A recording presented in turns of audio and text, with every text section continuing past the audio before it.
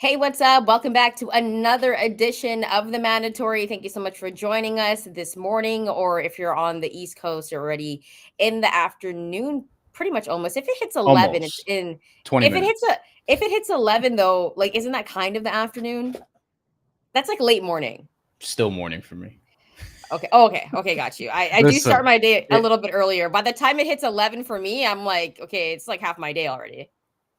if you if you follow anything beyond sports, you know that yesterday was a big day in New York City. Not everyone will agree with such things, I'm sure, but Who ended up yesterday, winning? Who ended up winning? Was it the more progressive guy? That yes, it was Oh, Rahul nice. Good. Mamdani. He Good for him. smoked Cuomo's boots last night. They still have to tally up some more. Like the ranked choice voting, like it's not like official, but Cuomo conceded, so he'll be the Democratic mayoral candidate for New York City in November when the actual general election is gonna take place. Nice. By the way, if you donate to the show, we go to your comment right away. Tyrone the Great just donated $5. Tyrone, thank you. He's one of our friends of the show and honestly always donates, Brian. So thank you so much for supporting the show. We do appreciate it so much, Tyrone. And you're one of the reasons why we do the show because of obviously you guys are friends of the show and you make the show better. I always say, Brian, I think we have some of the best friends to a show. They're actually smart about boxing. We don't Yes. even I don't think we have anyone that's dumb. That's a friend of the show.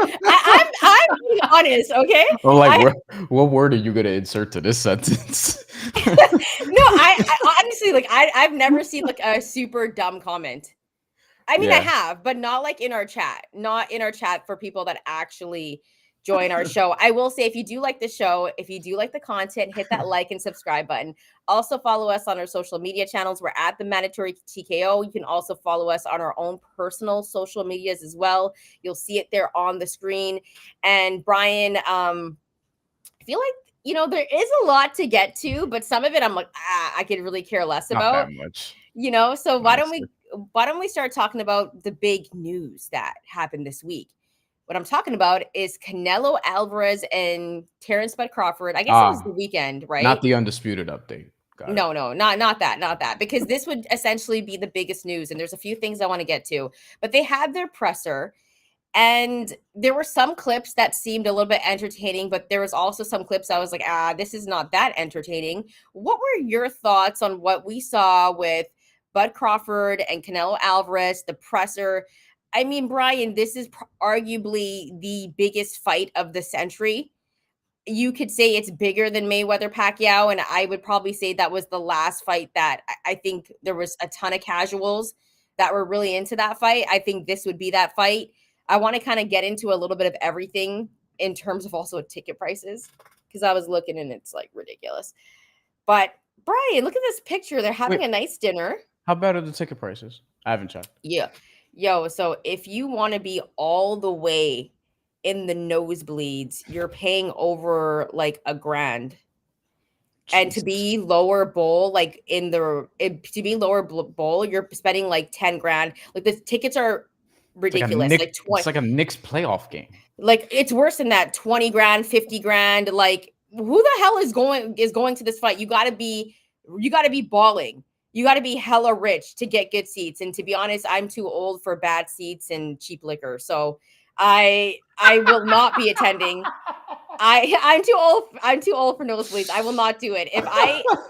If someone offers me a ticket and I'm like, this is nosebleeds, I'm not going. I'm sorry. I need to be able to see who I'm going to go see, and the ticket prices are bad. And I do believe, Brian, we will be doing a post fight show for this. So hey, I'm okay. I'll be hanging out with you guys.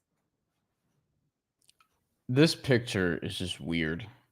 It's just so Jake Paul even says something about this, and I swear to y'all, I'm not trying to agree with Jake Paul like that, but like yo, he said this is weird. Like Messi and Ronaldo wouldn't do this. I think this is weird also for people on the audio side. We're looking at a photo of Terence Crawford, Canelo Alvarez, and your boy Turk sharing a meal in Riyadh, like one of them fancy dinners. Turk is obviously in the middle at like the head of the table seat, quote unquote, with Canelo on one side, Crawford on the other. and they're having dinner together. This is after having a joint interview together on a show. It's just been a weird press run. We'll pull up another thing. There was a podcast. I have a clip from this from Jesus mentioned in the comments. Salute to Jesus as always. Shaq, Tom Brady, Terence Crawford, Canelo Alvarez, and it's like I get it. The Ring is just throwing money to celebrities because this is what people do. Like this is what Triller did. This is what like all these new. The Ring isn't new, but like this iteration of the Ring is new. So it's just weird. I don't care for this at all. Like I get it. Like dudes are being cordial, whatever. But like they're gonna fight each other, and this is just Turk just trying to be like or position himself as a kingmaker and being like, look at what I'm getting these guys to do with me. I'm getting them to have dinner. I'm getting them to do this, that, and the third. Like it's just like he's trying to show off toys. Like it just looks kind of like it just looks silly, for lack of a better way of putting it. There is a better way to put it, but I won't say it. Anyway, Canelo Alvarez is saying what we've been saying for years on this app. Somebody says this is a clip from that podcast. Look, if we get flagged, we get flagged. Don't get me wrong, okay? He's a good fighter, a great fighter. I always say before courtesy of Ring Magazine. I see him calling me out and want to fight and everything. I see before. I say before he's a great fighter, but if you look at his career, mention one elite fighter. So it's Shaq, Tom Brady, Canelo Alvarez, Terence Crawford. So weird. I'm sorry, Dana but White. This is so weird. Like, why is this happening? Like, I thought this was the weirdest thing that happened. I love that Shaq was there. Look at Shaq's face. He's like, "What the fuck am I doing here, bro?" He probably got a bag for it. Yeah, actually, that's what the fuck he's doing. There.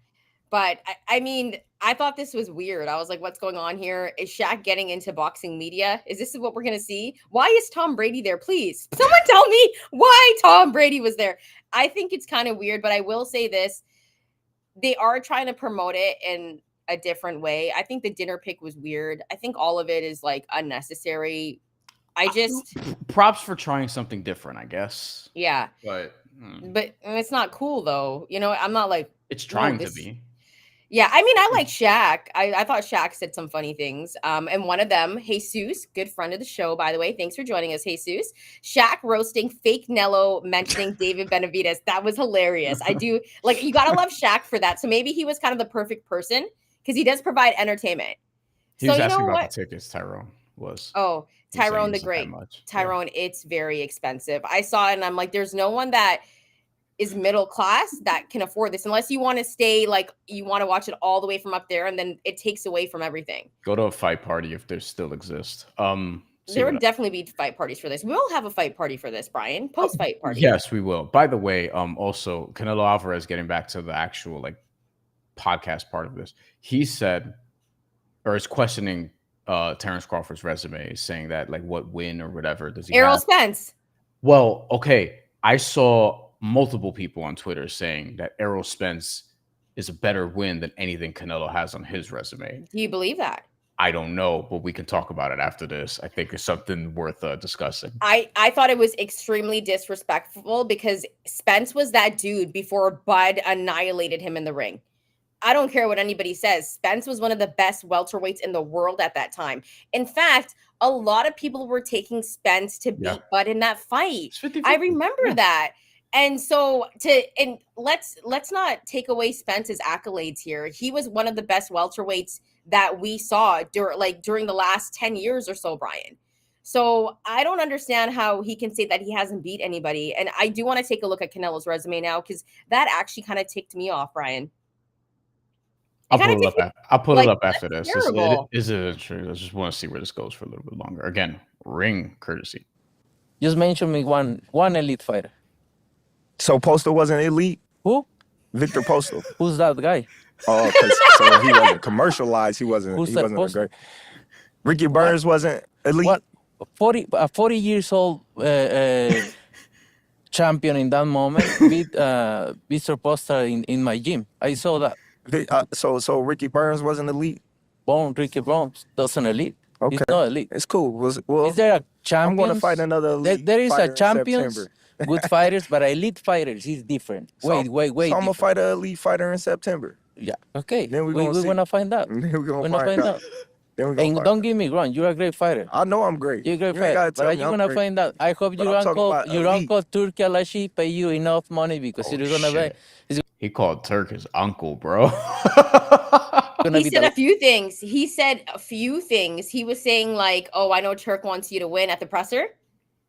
Canelo said that. He's like, "I know Turk really wants you to win, but he's gonna be like." He said some stuff like that. I forget what he said. Does he? But yeah, You think so? I don't know. I don't know. Like, I think Bud is more of his guy than Canelo. Well, Right, he's been with him longer. Yeah, that's what I mean. That's what I mean. Like, legitimately, look, I'm not necessarily Turk super fan number one. Not at all. I don't know if he cares who wins this fight. I legitimately don't know. Maybe is there a vendetta against Canelo Alvarez for taking so long to come to terms with him? I mean, they ultimately came to terms, so I don't know if he'll have like. Look, he wants Hamza Shiraz to beat Edgar Berlanga. I'm not sure he feels like that strongly one way or the other here, but I'm open to being wrong on that. That's a very good fight, by the way. I'm very excited for it because Shiraz is very skilled, but I do want to see Berlanga knock him out. And then I want the narrative to be like, what's up with these UK fighters? I'm sick. I'm so sorry. It may be. We got 15 seconds left on this, roughly. Maybe. I hope he pay you enough. The camera work is excellent. I'll say that much. Also, they're clearly putting a lot of money. Maybe I do like Bud's fit. I like Bud's fit actually. Yeah, it's nice. Yeah, but you know, after fighters fight me, they never the same. So I just hope your career continue. If you look at my career, it's never the same after me. Okay, let's do it. We have Canelo Alvarez's resume because you wanted me to pull it up. Yes. And then move on with the show. So Canelo here is fighting Terence Crawford in September, obviously. Leading up to this, not a great run of opponents recently. So you have to go back a while. But Terence Crawford's best win, we would all agree, is Errol Spence. Canelo Alvarez's best win is against who off the top of your head? Is it Golovkin or is it not? Because like the Golovkin, listen, he like there's controversy with that. Like Triple G won the first, the second was a draw. This is what I think. I think Triple G won the first. I think the second was the draw, and then Triple G was hella old in the third one. I'd agree with that. And so I don't count those. I just can't look at those victories because the whole thing really ticked me off. That trilogy. Cotto was so much smaller. Like I love Miguel Cotto. He was so much smaller, and he wasn't like older. He wasn't peak. He was 15-year pro at that point. Why do I keep getting this American Eagle ad, bro?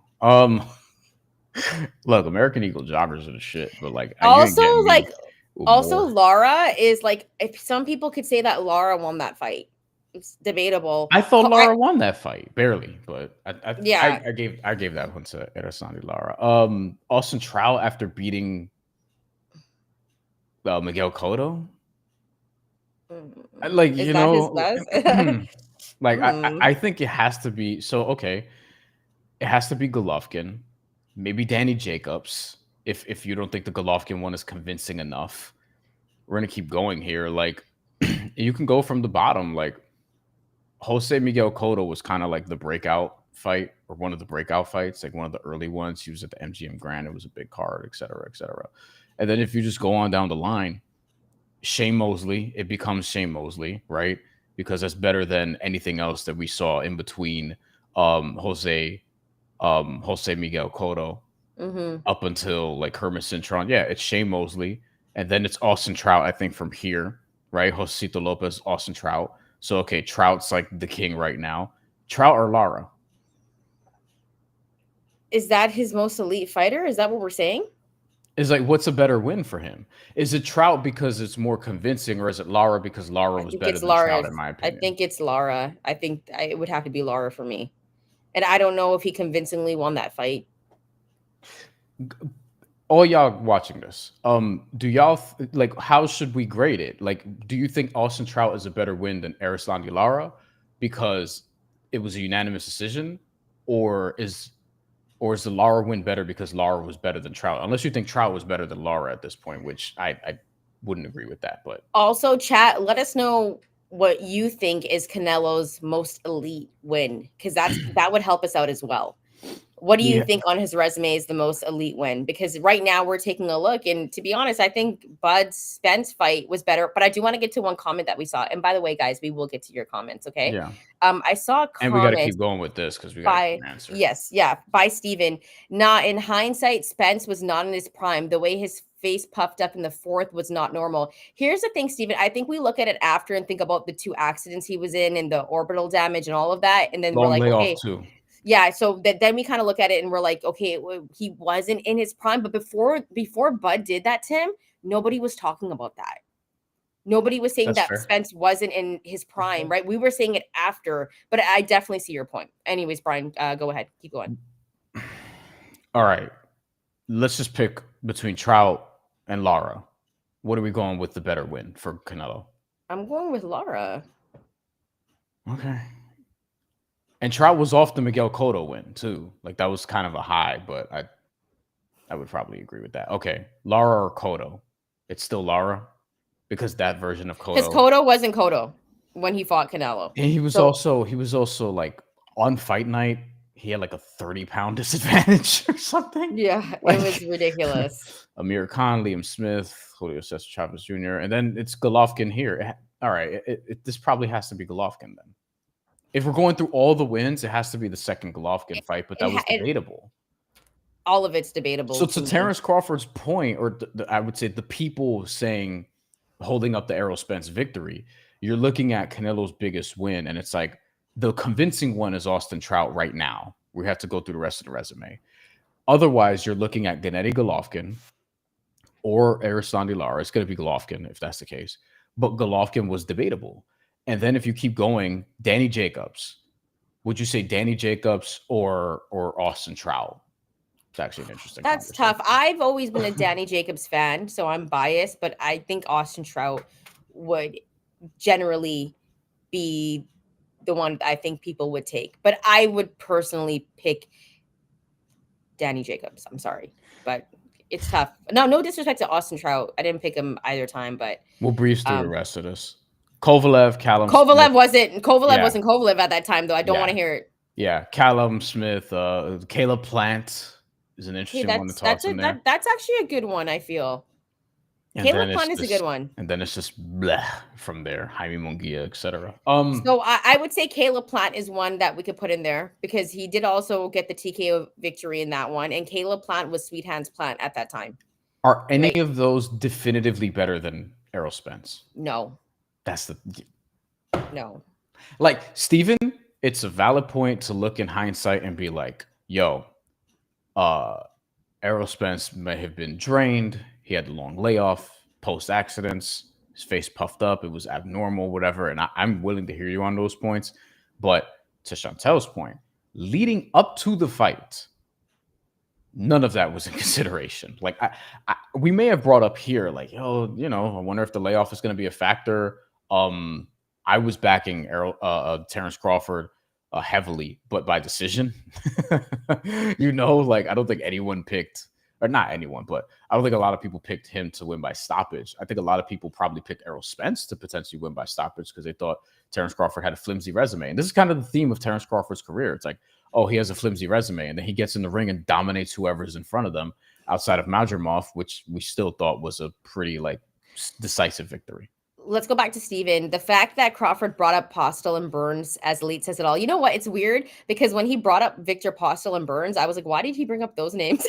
Yeah, I'm not gonna lie. So Steven, I agree with you there. I'm not saying like Victor Postel was that dude at one point, but like when he did bring up those names, I was like, but why are you not saying Spence? That was the first thing I thought of. I'm not going to lie to you. So I agree with you, Steven. Bring up Yuriokis Gamboa before bringing up Ricky Burns, maybe, because Gamboa was like the breakout win. But Ricky Burns, he won his first title against him, and he did it in the UK. So I guess that one. But and Postel was definitely like, they were hyping up on HBO, and they were just doing their jobs, but they were hyping up on HBO like, yo, this is a true anyone could win type of fight, whatever. It's a unification. And then he just beat the fuck out of him because that's what Terence Crawford does. We have a couple other comments here. Let's see. Joseph says, how is John Ryder an elite opponent? Who did envy Yildirim V? We agree. Like, Yildirim was kind of like a tune-up though before he kind of went on that run. And I think he fought Billy Joe Saunders on that run, but it was just like a tune-up fight where he was fighting like 4 times a year at that time, which I thought was kind of neat. But yeah. Canelo's fought a lot of names, but like there's some puff in that resume. You know what I mean? There's a lot of, and honestly, like the Triple G stuff makes me upset. All of it makes me, I'm telling you, all of it makes me upset. And I just take a look at it and I know what I saw. Yeah, like, it makes me upset, dude. Amir Khan was older, for example. And his glasses made a chin, like his chin's made a glass. Like, come on. Shea Mosley was older. Cotto was older. These are all big names, obviously. And like it just continues. Terence Crawford, as we go, like there's a lot of puff in this too. Like, don't get me wrong, but like Julius Ndongo, he's another guy. Like he has some rank, and people were scared of him before this. I hate to say it, but like now I'm taking a look at Canelo's resume and I'm questioning things. I think Teofimo Lopez has a better resume than him. Oh my god! I think Anthony Joshua has a better resume than Canelo Alvarez. Well, that one I think people would agree. And look, to your point, okay, so what's a better win, Lomachenko or Lomachenko? Right? I don't care. Loma in his prime is a better win. Teo's resume. I've said this on the show. Teo's resume is legit. I don't care about L's. We saw what happened to George Kambosos. It sounds crazy. You brought him up now, me. It sounds crazy because I don't want to say Teofimo Lopez's resume is better. It is, bro. He has a great win on his resume, like a great win. Unless you think Lomachenko's trash, which you when he beat Loma, people were saying that he was pound for pound #1 on the list. Everybody, like I was saying that before Teo like beat him. So I don't know. Listen, I'm taking a look at this resume, and I've got a lot of questions, you guys. A lot. I also want to say Terence Crawford, like underrated win on his resume is Sean Porter. Sean Porter, I know he retired after. I know he had a few losses to that point. All the losses were competitive. It was Kell Brook was one of them. Keith Thurman was obviously razor thin, and Errol Spence was razor thin. And that was a draw to me. I was gonna say you had him like very competitive, like very. I had that fight very close. And Terence Crawford is the only one to win a little more decisively, and obviously he stopped them. And Sean Porter, when that was done, it was surprising that he retired. Like it felt like, like he could maybe, but he fought the 2 top welterweights and lost. And he has his faculties. He sounds good on pods and shit. Like he's got his second career. So I thought he walked away at the perfect time. But Sean Porter, I think, is an underrated win on Terence Crawford's resume. I definitely agree. But guys, drop your comments below. Let us know what you think is the elite win on Canelo Alvarez's resume, because now we're having a discussion here and I want to get your thoughts. And remember, this is a friendly show. Just be respectful. There's going to be some Canelo fans. There's going to be fans like Jesus that's been calling this out for years now. But we do want to see your comments, and we definitely do. It's true. I'm on team Jesus now. I'm looking at this resume and I don't think it's elite at all. We like Canelo, but like honestly though, I mean lately I never thought about it. I'm like in shock right now. No, but I never thought about it. Canelo exposed himself when he said that to Bud. Now we're taking a look at his resume and we're like, who's really the phoney here? We'll clip this and be like, Shantelle has a revelation about Canelo. I'm in shock right now, you guys. I can't believe it. Thank you, Canelo, for bringing this up, because now we're taking a look at your resume and we got a lot of questions.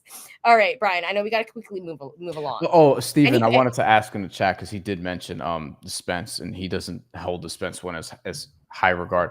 So who do you think is the best win between the two? Is it like one of the Golovkin fights?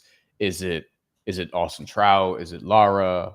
Is it Porter on the Crawford side? Do you think Porter's a better win than Errol Spence? Comment back. I want to see what you think about that. Tyrone says, got a point with Teal, Josh Taylor, Loma. Yeah, the Josh Taylor one also. Like in hindsight, people might try to be like, oh, whatever. And we both think Josh Taylor got a little overrated at a point, but he was undefeated.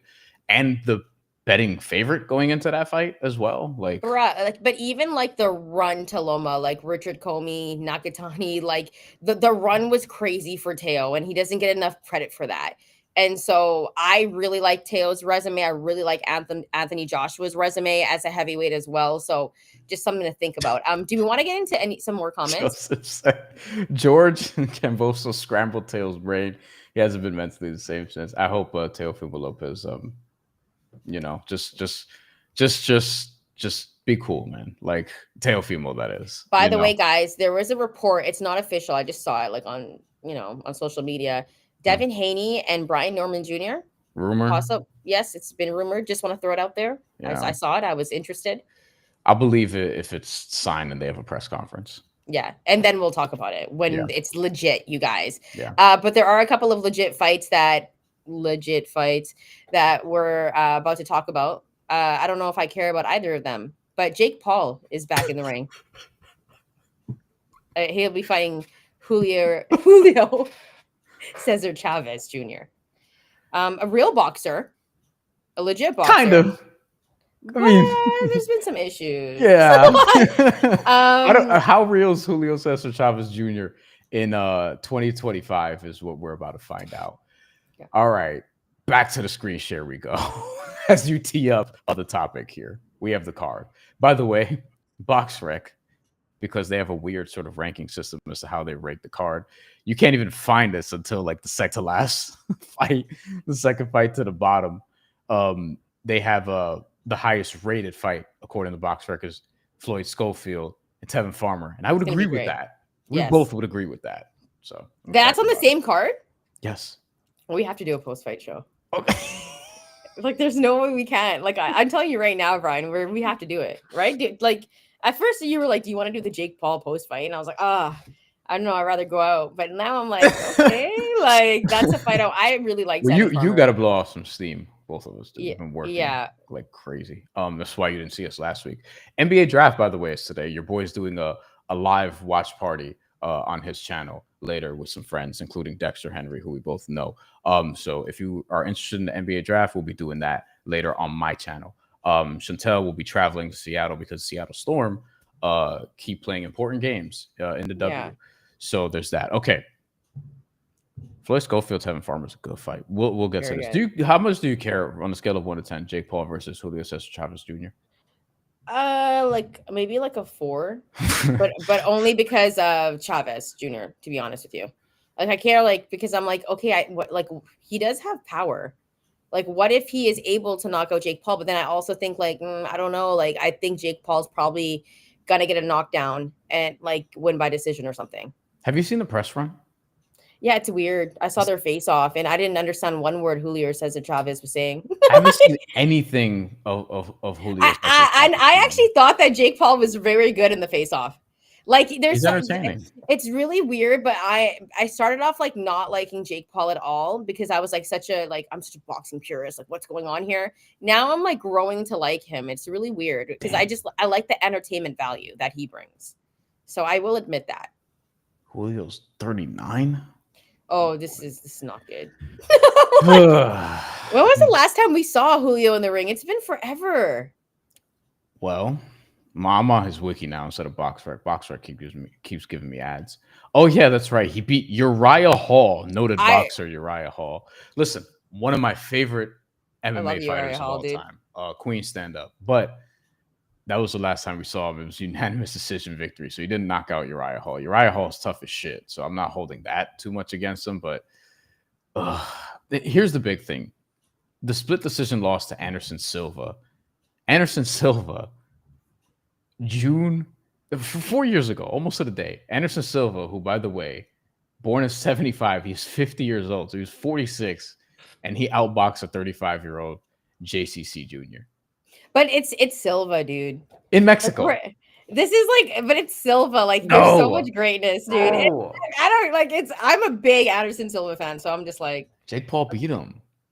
Yeah, I know. I was upset that day.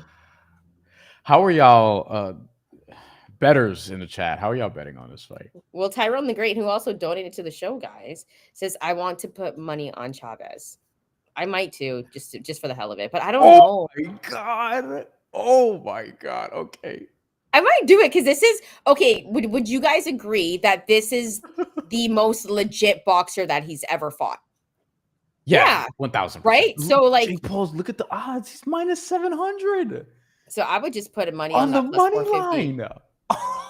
But it just takes one shot, dude. And power is the last thing to go. And Jake Paul does leave himself exposed at times. Chavez is smart, dude. Is Jake is I don't know if he's that smart. Is he like that cooked that Jake Paul like minus 700? Am I tripping, chat? Am I just off here in thinking that this would be a lot closer potentially? Jake Paul to win by decision or on points.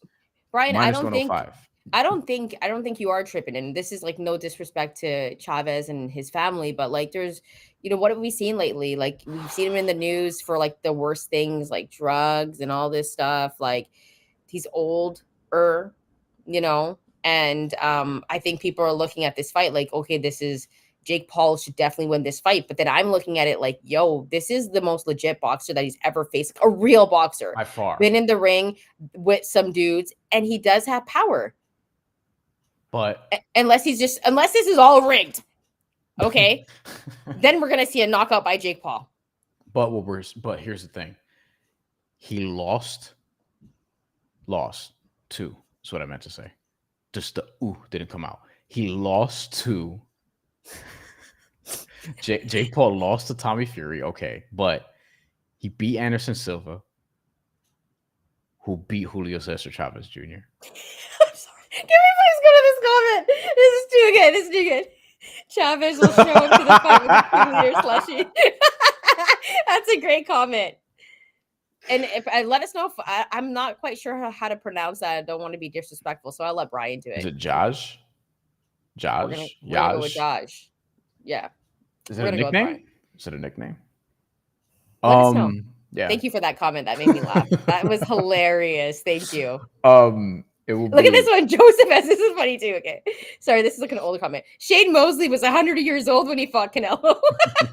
It's true. We were talking about Canelo earlier if you want to go back, if you just joined us now. Jesus Christmas. Julio Cesar Chavez Jr. by knockout plus 700. By knockout, technical knockout. Okay, here's the thing. Do you think that Chavez can beat him on the cards? Sure. Dude, he should be able to. like what this is the former world champion. Like, what are we talking about here? Right? Like he's 39. His body might actually be 59. Like, I don't know, man. He's a wild card, doesn't make weight. And if Josh is right, he might show up to the fight with you remember when he fought Danny? Like, here's the thing. Okay, wait. Foxy has such a great comment. By the way, Foxy, good friend of the show from the UK. And Tommy Fury is such a bad boxer as well. Awful. Worst British fighter of all time. And Foxy can attest to this because Foxy's from the UK. So if anyone's going to make a type of statement like this, it's our good friend of the show, Foxy. And I don't know if he's worse than Christian Light, but, like, who's famously at 12 and 280 and 9. Just somebody who the sport needs, obviously, because you gotta beat certain guys on the way up. Look, I mean, remember that fight Chavez had against Danny Jacobs? Sorry, man. Josh is on fire today, dude. Look at this one. Chavez Jr. is the final boss for YouTube boxing. Finish him. That's great. Also, Marlon 2631. We got to give a shout out. Good friend of the show. Yes. What's up, guys? Been a minute. Thanks, Marlon, for joining us. It's been very busy, obviously, with WNBA season for Shantelle's picked up for me as well, but also the NBA playoffs and finals. And I've been potting like crazy over at my other jobs. Danny Jacobs beat the shit out of Julio Cesar Chavez Jr. Chavez just was accused of quitting, which, you could say that. I mean, it's just been bad, man. It's just been bad. If we want to go fight by fight real quick, not like fight by fight, but like just looking at it more in depth, like look at these performances.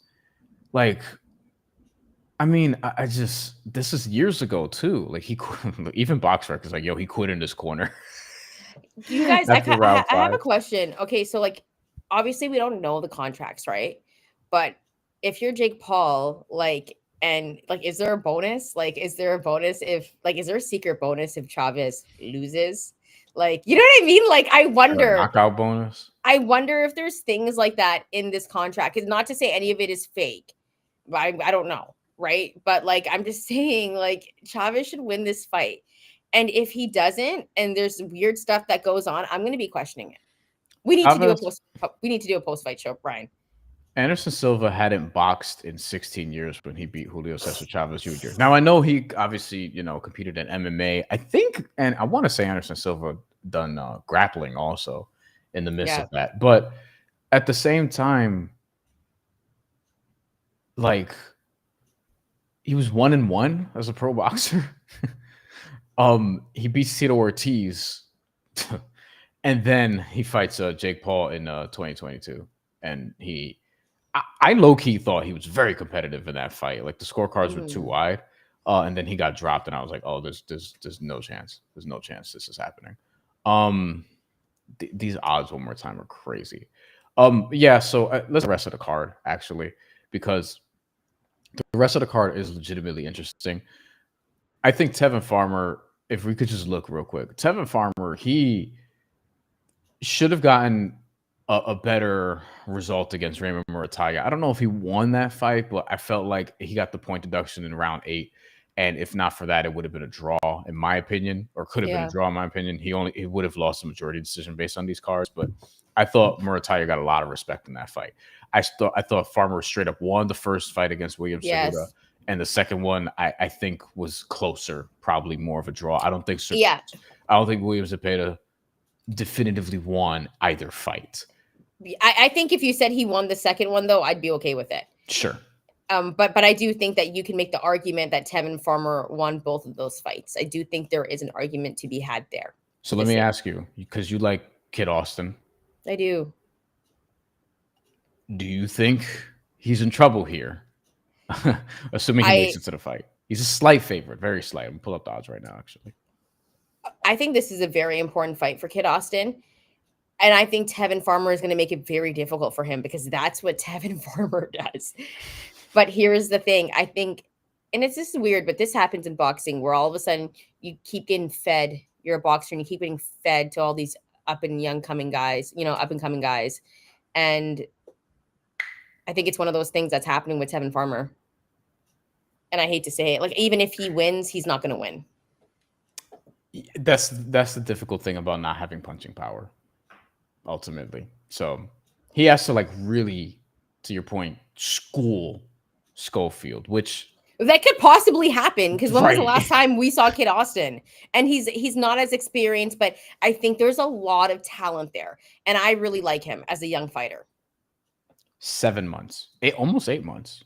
Okay, that's a little bit of a layoff. That's and he's coming off a surgery, is he not? That's why he pulled out. No, he was ill or whatever. Oh, okay. Like, people just thought he was ducking Shakur included. So he's plus 105 to win on points. Tevin Farmer plus 220. I'm just not betting on Tevin because they're gonna rob him if he wins. I'm not trying to lose my money. I'd get robbed too. I think Tevin can always win a fight, but I don't know if the judges will ever give it to him. Yeah. If that makes any sense. So that's why I don't like betting on Tevin Farmer, even though, like, we all might sit down and be like, you know what, Tevin won that fight. The judges aren't going to think so. And then also Kid Austin is up and coming. And then it's like, are there those big fights for him? And I think there are. And in boxing, sometimes that's the game. Like, I think there's a lot of political stuff that happens. And I think that this is one of those situations, Brian. That's just my thoughts. Do you care about anything else on this card? You have Raul Curiel. You have Gilberto Ramirez. Yeah, I mean, I like watching him fight. Yeah, the cruiserweight champion. Holly Holm. This is a great card, Brian. We have to do a post-fight show. Yeah, Holly Holm making her return to boxing. In a legitimately tough fight against Yolanda Vega. Is there anything else you're interested in? I think this is a good fight. Joshua Edwards. Avius Griffin too, to some degree, but Joshua Edwards, who I in the heavyweight division, he's somebody who I think is in a very, very interesting position. He's a very interesting prospect. He's For from people, Houston too. Okay. Yeah, big Texas boy. they just produce such good boxers. It's ridiculous. For people who may not remember, he lost in the Olympics. He made the Olympic team for Team USA. He lost in the opener, I believe, at super heavyweight. It was a close fight, but I do think him losing was probably the right call. Yo, is Pac-Man fighting this weekend? Manny Pacquiao, no. Okay, because we got no, that's July. That's later in July. You scared me, you guys. I've been so busy where I'm like, did I not know that he was fighting? Even though like it's like I'll still watch Manny Pacquiao fight. Like I don't care. I do it for the nostalgia. Okay, let's get to a couple of comments, Brian, and then we got to move on really quickly. Yeah. Okay, because Brian's got to go too. He's got a bunch of stuff. Remember to catch him, Brian. You'll be tweeting and stuff, letting everyone know where you're at today for your NBA draft stuff. So just on my channel, we'll be live during the draft, and then after the draft at the New York Post YouTube channel, the sports section, very important, not the sports section. Yeah. Very different departments. We will be doing a post-draft live show where we'll talk for an hour about stuff that happened in the draft. That's what we want to hear. Foxy says, I like Tevin, comes across well. Hope he gets the win. Remember when he was the golden boy for Matchroom early DAZN days, fighting what seemed the zone. You know it's the zone. Why'd you read it like that? I'm just being disrespectful. Okay, did you hear that Top Rank might go over there? Did you hear this? Turner. Turner's been looking at Top Rank too. Which I hope Turner gets it. To your point, Foxy, at one point, Tevin Farmer was like the most active champion in boxing, legitimately. He got the IBF super featherweight title and was like, yo, I'm going to fight every couple months. It was ridiculous. He fought like 4 times within a year span or whatever. Everything else on this card is we talked about it. Okay, we did that. Deontay Wilder is returning to the ring. Yes, it's true. Deontay Wilder is returning to the ring, and he is fighting Tyrell Herndon. If you think you haven't seen Tyrell Herndon before, you have. Tyrell Herndon was knocked out by friend of the show, Richard Torres Jr. Ooh, okay, I do remember him actually. October 2023, when Richard Torres Jr. was 6-0. Torres beat the shit out of him and stopped him in the second round. Herndon has a puffed up resume, as we just, I guess we're trademarking this term. This is like the term of the day. As you can see here, some fights in Medellin, in Mexico, in different parts all over the place. I really want to go to Medellin. I really want to go to Colombia one day. Yeah, me too. It's just so dangerous. It's just so dangerous. I'm scared. You know. Allegedly. I mean, everyone says they have a great experience when they go there and they like love it. Yeah, you know? I think the media just hypes up the danger in certain parts of the world, but like they'll prop up others.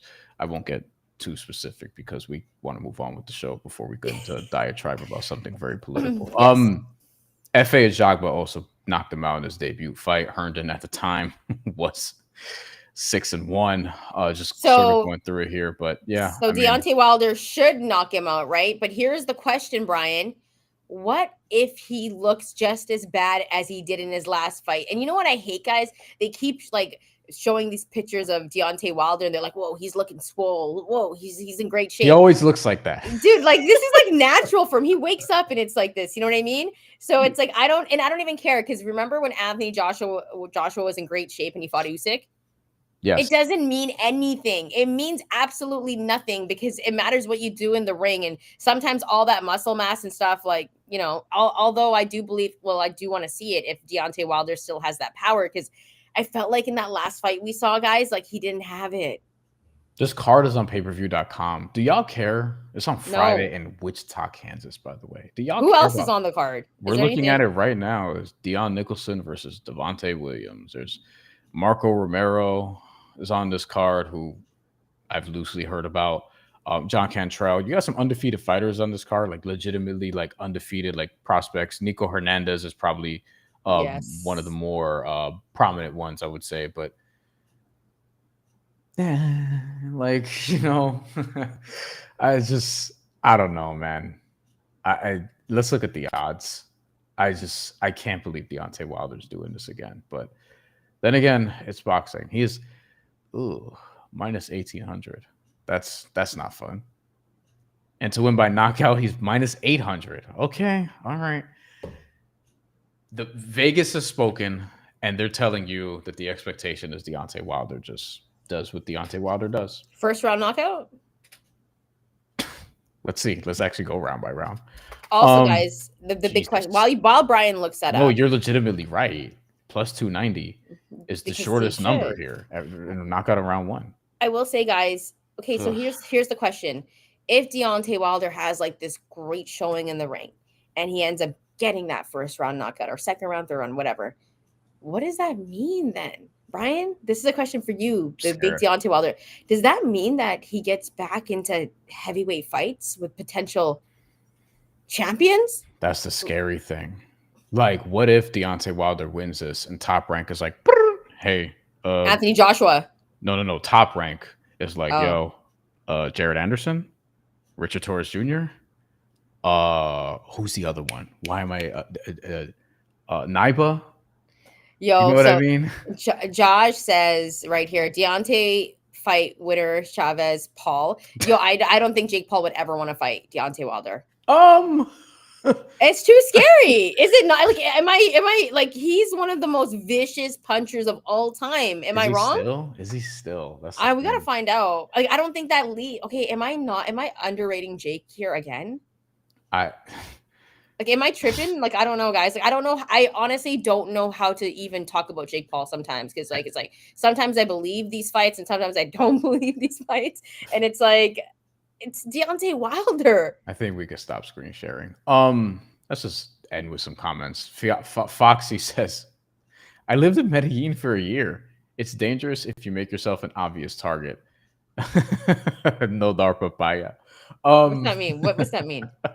Papaya is a fruit, isn't it? Yeah. I'm not sure what it means in the context of Colombia, but it's interesting. I wonder what living in Medellin would be like. Medellin. It looks beautiful. Look, it ain't what it looks like in Narcos, is what I'll tell people.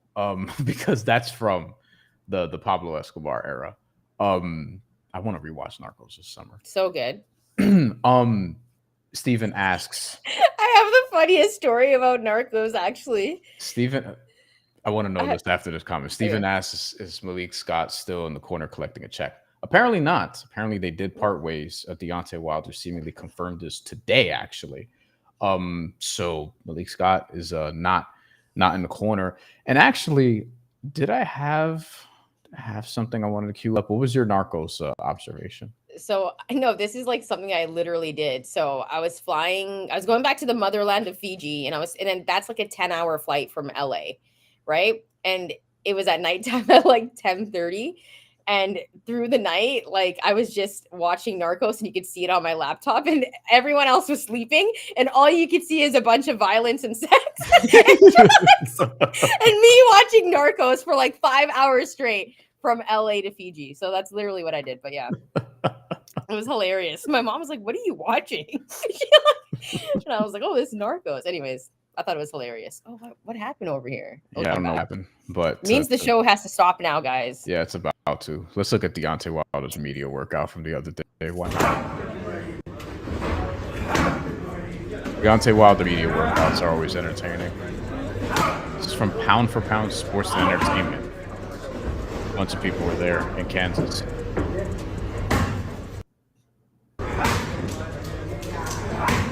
Yeah, just same old Deontay Wilder pad work. Listen, I'm probably more pro Deontay Wilder than most, but admittedly, his pad work has never looked awesome. He just, like, the whole gimmick with Deontay Wilder, if you will, is just he lands really fucking hard and is the hardest puncher I've ever seen, like, in my life. But more than Mike Tyson? Mike Tyson, I remember. Oh, that might be before you. That might be before your time. Okay, like, I was born after. When I was born, Mike Tyson was in jail. So, okay. Obviously, I've gone back and watched basically every Mike Tyson fight I could find, because you try to be a historian about things that you care about. So I'm educated on history, like 80s basketball, 70s basketball, 70s, 80s boxing, even before that.